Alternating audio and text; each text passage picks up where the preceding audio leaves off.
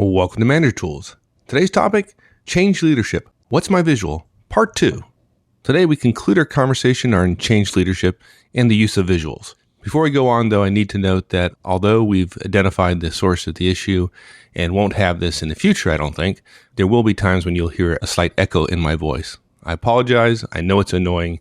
And again, I think we figured out what it is and you shouldn't have to live with it in the future. All right, with that, here we go with the show.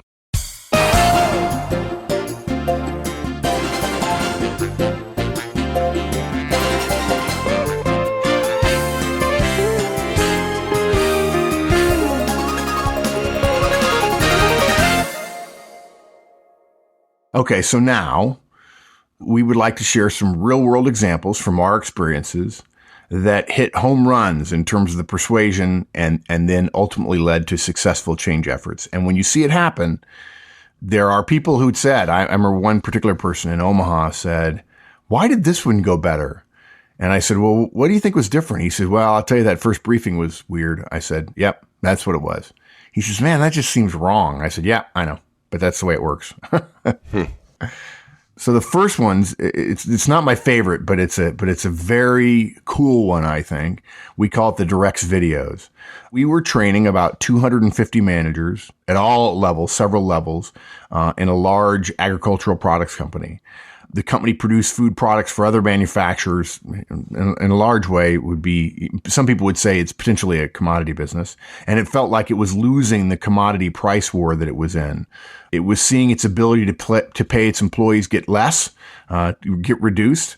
And it was worried that it had to find a low cost way to energize its workforce. A senior leader decided that if there were better communication and relationships among plant leadership and rank and file, they'd get more ideas, more traction, more chance to excel, and so on. And so they decided to use the management trinity to do so.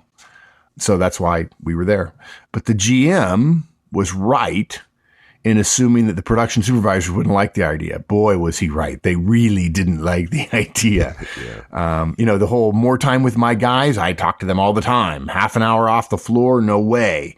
Ask them about their families. I know who's married and I know which spouse causes problems. That's all I need to know. We're guys. We don't talk about that. We talk about fishing. Yeah. Sound familiar to some of you. Yeah. But look, did the GM just travel around saying, here's what we're going to do? Did he believe? I mean, he had the power. He believed that he could make it happen. Did he just say, this is where we're focusing our training? No, he didn't. This is the great part. Okay. He went to all 11 plants in the division. He interviewed about 5 to 7 managers and about 10 to 12 plant floor workers from each of the plants, and he videotaped the interviews. And folks, this was back when VHS, okay? Everybody agreed, right? Because he told them not all of the leadership team could do this. In other words, he couldn't bring everybody to all the plants. So he brought himself and he videotaped it for the senior leadership folks. And he wanted them to hear it from the employees themselves rather than some sort of paraphrase from the boss. Hey, I went out to the plants and here's what I heard, right? He basically had a series of set questions. We worked them together and he asked everybody the same questions. Things like, how's your boss? How's your team? Name their kids. That one was mine. What would you want more of from your boss? How well do you think your boss is doing? How well do you think you're doing as a boss? How well do you think your directs are doing? Pretty straightforward stuff. And then he did something that really was ingenious. He showed each plant the other plant's comments. There was a lot of editing done to put it all together and make sure that the video moved quickly. But for instance, the plant in Platt, Nebraska got to see the plant responses from Wichita or say Indianapolis. And the reason why was because the different plants were strangers to one another. He did take out some egregious stuff where people mistakenly thought that they had a chance to tell the GM or, that my boss is secretly poisoning me with arsenic or something in my lunch food. And, he didn't want to embarrass anybody. But basically, for the most part, none of the folks on the floor had ever met the folks they were watching. They did know they were people at the firm. And what was amazing is what the video showed. When other plants looked across, basically what happened was they went to mandatory meetings and they watched videos of other people talking. And basically what it boiled down to was over and over and over again, just to kill you, to just incredibly emotional thing where bosses who thought they were doing well and whose directs disagreed. Directs who weren't asked for input, boss who didn't know their directs kids' names, employees who had more to offer and were choosing not to offer it again and again and again in 30-second, 1 minute, 2-minute bits in this video based on the answers to some very straightforward question. Guys sitting there in their uniform, their short sleeve shirts with their name on them, or coveralls saying, yeah, I don't, I come to work, I do my best. I'd like to do better, but I don't feel like it gets, it doesn't get appreciated. So why should I, kind of thing? And well, I don't know if I should tell you this, but my boss really just isn't a nice guy most days. Or, I'm not going to give you guys 110%. I've been here 25 years. I've get beaten up a bunch of times. At some point I just say, okay, I'm going to focus on my family. And because of those videos, every boss, every direct realized, oh boy, this is not good. And what was interesting was the bosses had to change their behavior rather than employees. And they're still doing one-on-ones to this day. I think it's 13 years ago that this happened. And wow. It's powerful. It was powerful. After that, it was easy. The rest of it was easy. Everybody had seen that. Everybody gotten shocked. They'd gotten appealed to, and the appeal had worked. And it was all downhill from there in that change effort. Wow. Okay. How about in a more white-collar type job okay. environment? How does that work? I like this one because it was so simple. All it took was a magic marker. We call this one the chart. A financial transaction processing center supervisor at a large bank or brokerage house, a big, well-known company, basically had a problem with growing transaction volumes. I mean, actually, it's not really a problem, but it is a problem if you don't get more people and your people aren't willing to change. She'd been trying to get her team to recommend some changes to the process so that they could shave some time and therefore some money from the work product that they produce, which was these transactions that they had to process for customers, internal and external. But the team of 25 that she had, this back office thing, were pretty much perfectionists. That's one of the reasons why they had been doing so well for so long. And they had become masters at this process. I mean, they really, the culture in this group among this team of 25 was, you have to know the process.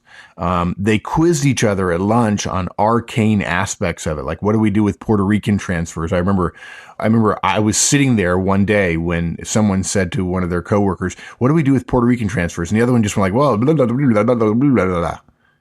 And I was like, wow, that's like not normal conversation. And a couple of other ones are nodding their head and looking at her, seeing if she's going to get it right.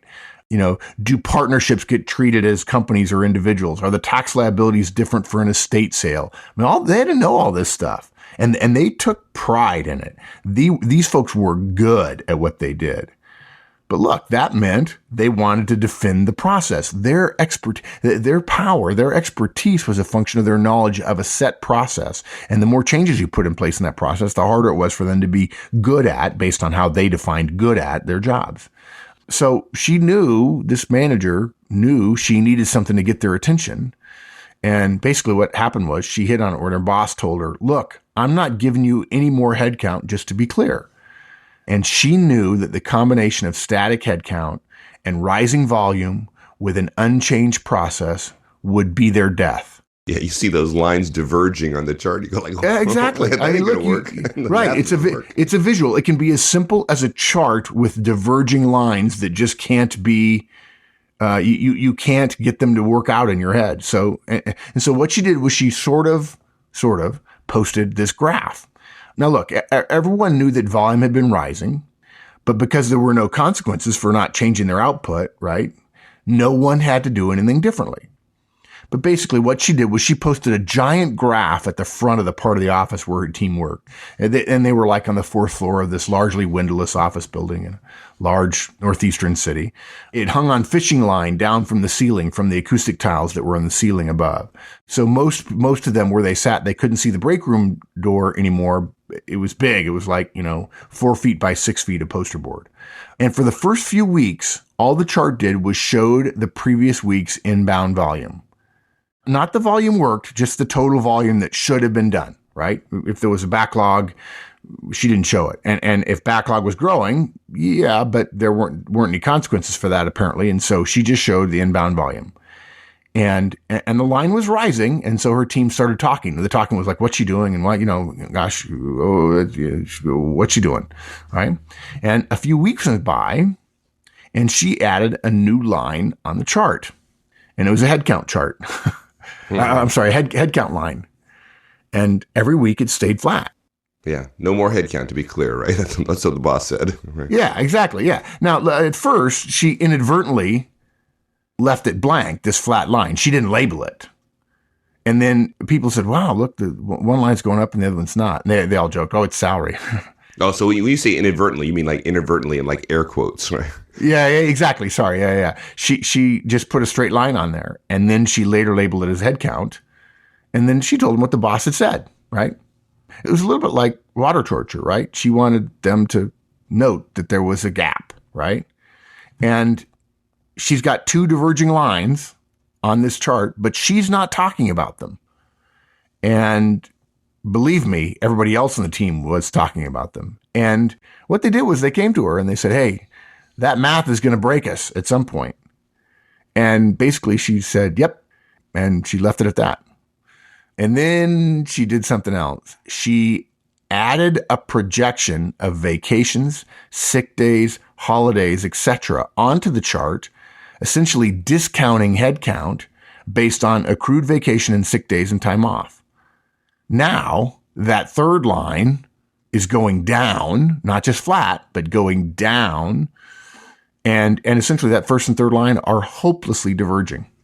And, after a few weeks, it was like 8 weeks, I think. Her entire team asked her for a special meeting to discuss this growing threat.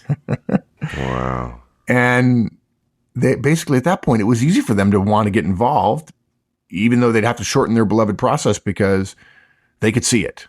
It doesn't take much. This is fishing wire. I remember very clearly using fishing wire tied to paper clips that she put through holes in the top corners of this chart, and then getting a ladder and hooking it over the runners that held the ceiling tiles and letting it sit there, 8 feet, 9 feet above people's heads in the middle of this big open room that they were working in. It worked. And it was just literally a magic marker. Interesting. Yep. Very cool. You got any more? Yeah, I got a couple more. Okay, so we call this one the industry clipping piles. We work with a private publishing and printing firm, and it had been losing market share for a few years, and actually like 10 years.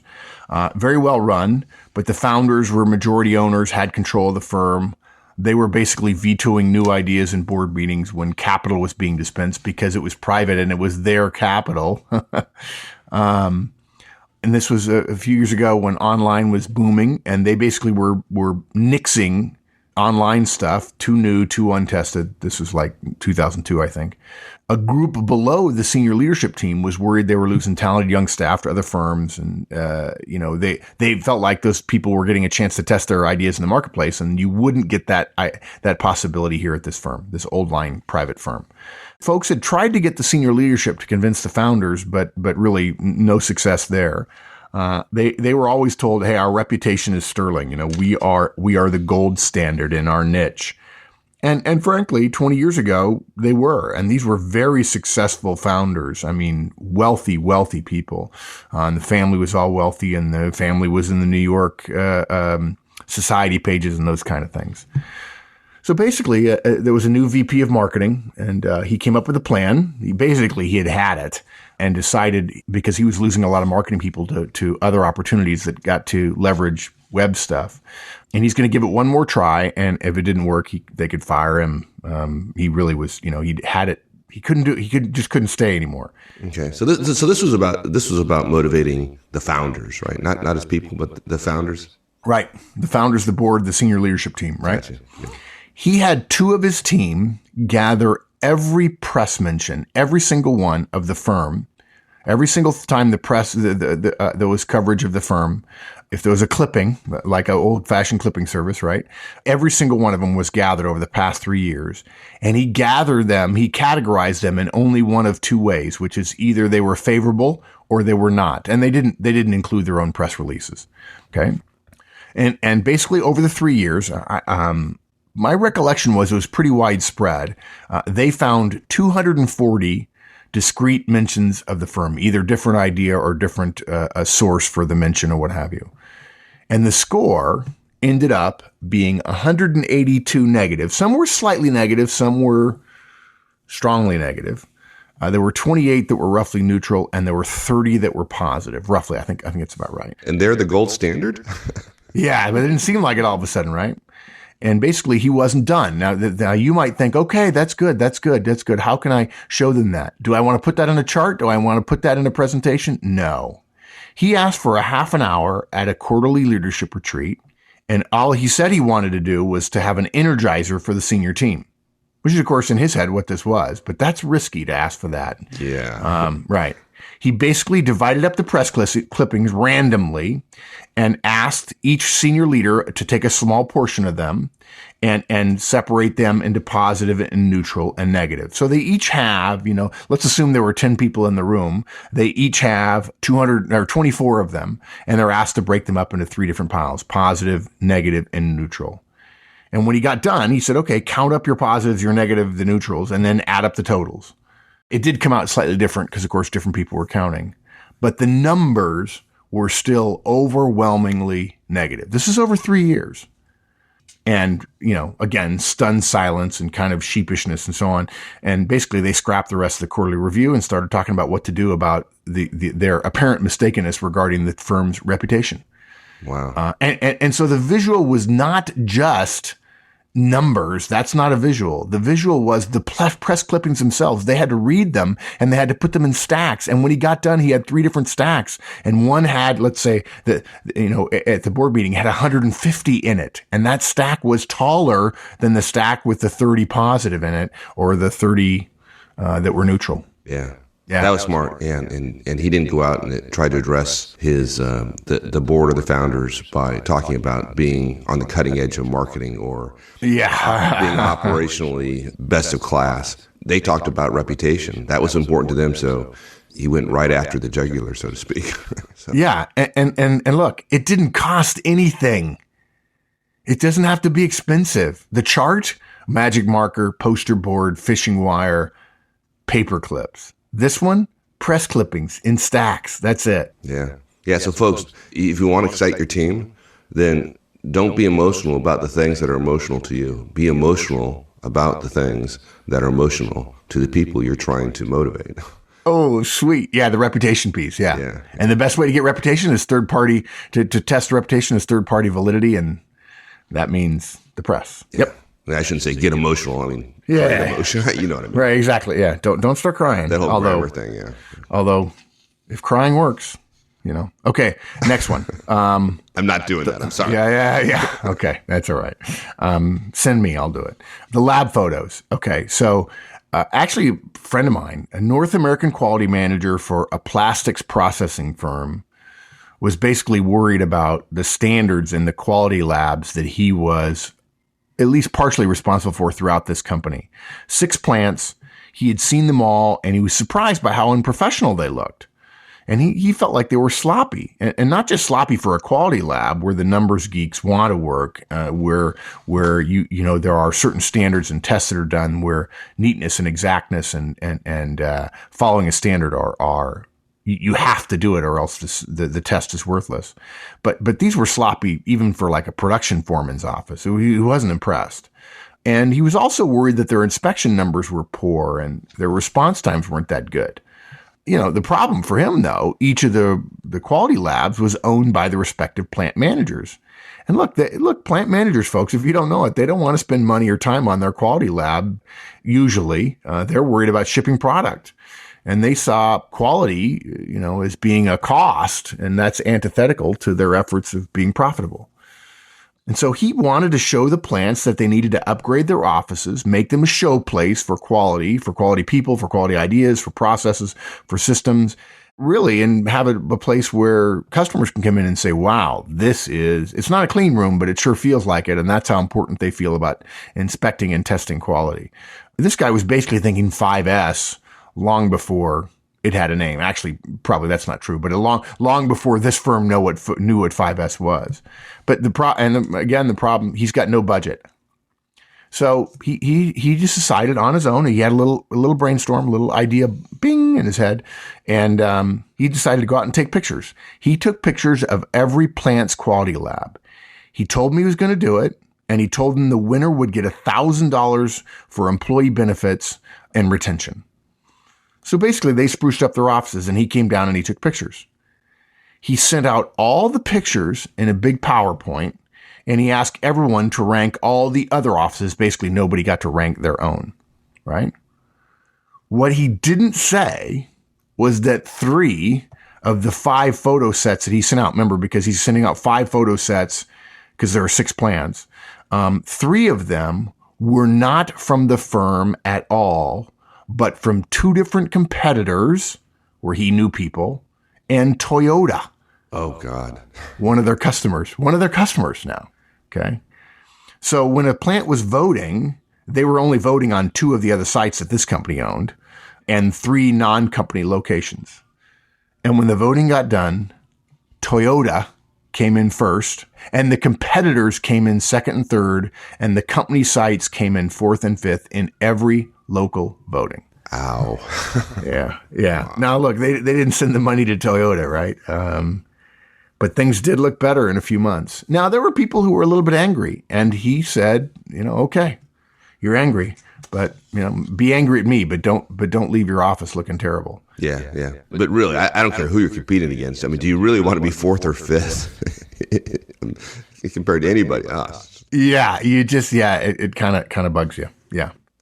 And our 5th point is we really want to talk about a synergy moment here. It's just brainstorming the forums.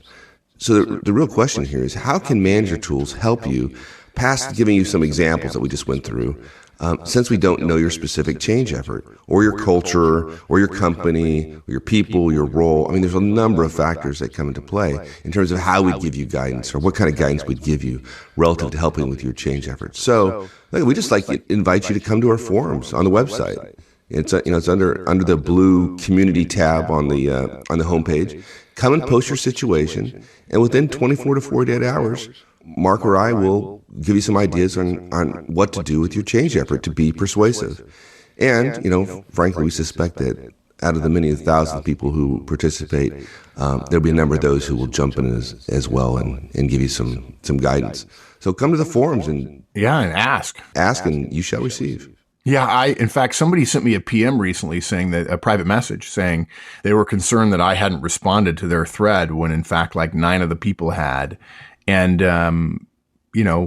I was reminded of the joke about Einstein when he was a kid, not that I'm Einstein, where Einstein apparently, it's probably an apocryphal story where he didn't speak when he was a little child until much later. And one evening at the dinner table, he looked up at his parents and long past the time he should have been speaking and said, "The soup is cold."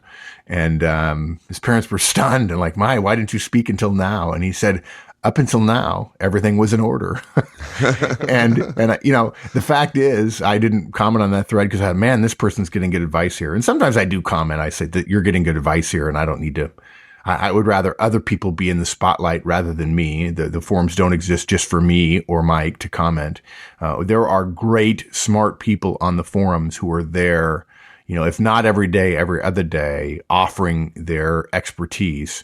And I suspect if we get some threads going, some ideas going, you'll get a lot of different ideas. And frankly, ideas just from me are not as good as ideas from a lot of the people. That's the beauty of a brainstorm. Right. And the people on the forums, and these are managers practicing management every day, leading small organizations, leading large organizations, who are really sharing a wealth of experience. And if you haven't taken advantage of that, I'd encourage you to do so. It's quite a resource, and frankly, delivered by our community and not us. So. Yep. Okay, let me wrap up then. Remember, emotions, not facts, are what cause change. And too many of us try to go right from our analysis into influence, and that's not an emotional appeal and it doesn't work.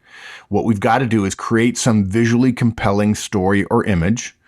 We shared 4 examples with you. The Directs videos where they were trying to change management behavior, the chart to change a team's behavior about addressing changes in the process, the industry clipping piles to get the senior leadership team to think differently about their reputation, and then finally the lab photos to show them that they weren't as good as they thought and they needed to be cleaner because their competitors and their customers were sharper than them.